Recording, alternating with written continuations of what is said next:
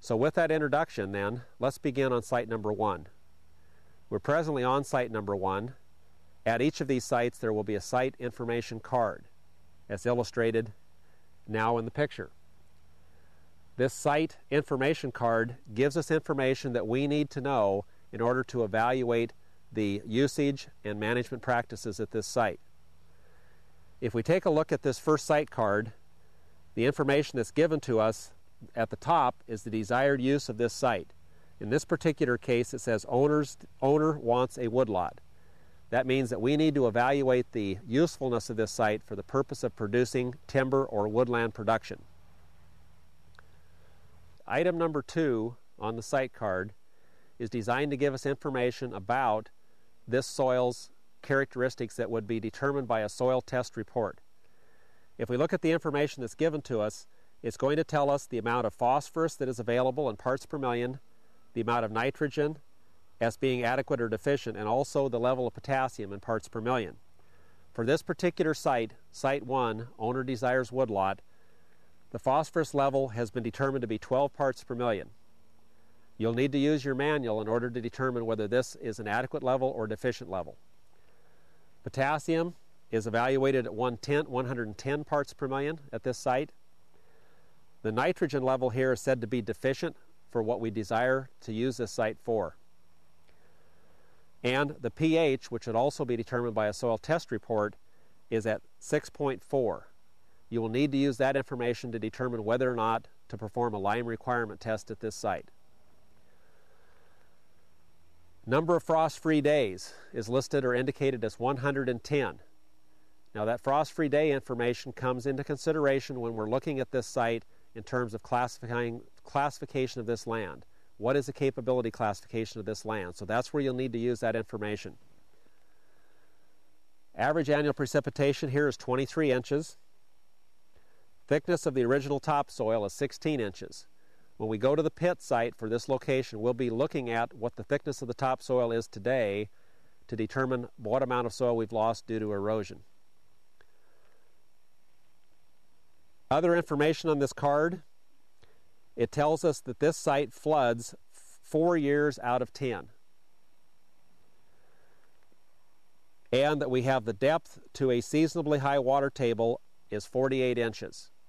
This is all information that we may or may not need to use when evaluating this site on our land evaluation scorecard.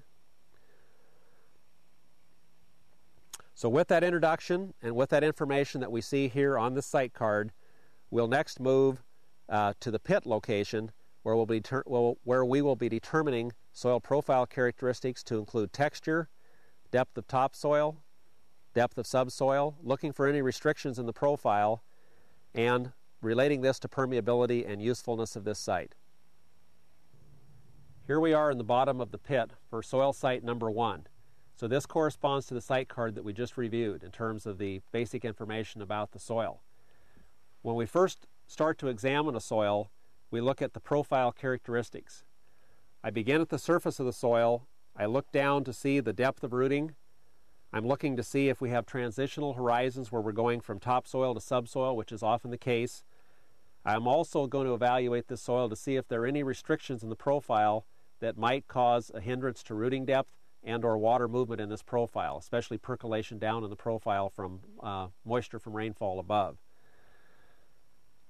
I'm also going to evaluate the total depth of the soil profile. Have I reached some sort of impervious layer that would restrict the usage of this site for a particular use? As I look down through here and I'm evaluating the topsoil, I've placed a stake in here where we're transitioning from the A horizon, the topsoil, into the B horizon, or the subsoil. Now, how are we going to determine this? Well, oftentimes we need to determine this based on color. Sometimes it will correspond directly with the rooting depth of the vegetation that has been planted on this site. And what causes these colors to change or develop is basically a matter of alluviation and or illuviation. And what I mean by that is we're getting finer materials such as clay and or solubilized lime that is being moved from the top part of the profile down to greater depths. Usually it's deposited near the top of the subsoil. Oftentimes this top horizon is referred to as an AP horizon meaning that portion where the active root zones are growing and we're very high in organic matter. As we start to transition down in the profile, we can see that this profile, as I break it away here with my shovel, is much firmer than the soils are up here. You can see how easily these will break and crumble apart. That's partially due to the higher organic matter content in the topsoil, but it's also due down here in the subsoil to this alluviation or movement down of the fines or the clays. Clay-sized particles act as cementing agents. Those cementing agents cause a firmer consistence or subsistence in the subsoil. So I've got a very loose, well-aerated soil up here, and as I get down into this layer, I've got some degree of greater firmness, but yet this soil is still pretty mellow in terms of how it breaks apart. So really what we have in this particular site is we have a very well-defined AP, or what we're going to call topsoil for this site. We have a transitional horizon where we've had alluviation or movement down of the clays and a redeposition. And as we go even further down in the profile, we have a couple of other interesting characteristics here to look at. As we transition from the topsoil through the subsoil and down deeper into the subsoil layers here, at this particular pit site, we'll notice that there are a couple of characteristics that we need to discuss. First of all, one of those characteristics is going to be the presence of these large stones and or gravel layer that occurs right at the base of the subsoil at this particular location. What we have here is we're close to a stream bed, and my expectation would be that at some point in time one of two things has happened here.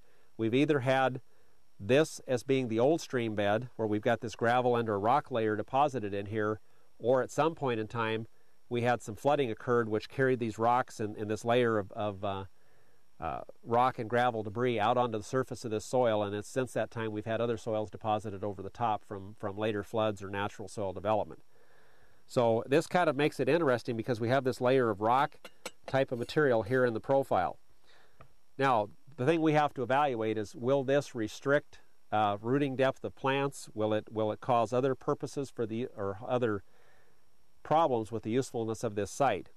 I would say if these were up near the surface of the soil, then it would definitely be something we would need to consider. In this particular situation, where they're located some 3 to 4 feet beneath the surface of the soil, they're not going to be within the zone of cultivation. I do not see this as being a barrier to permeability and or the growth of roots of plants. So it's a kind of a unique and an interesting feature at this site, but it's not necessarily something that we need to consider from the standpoint of the usefulness of this site.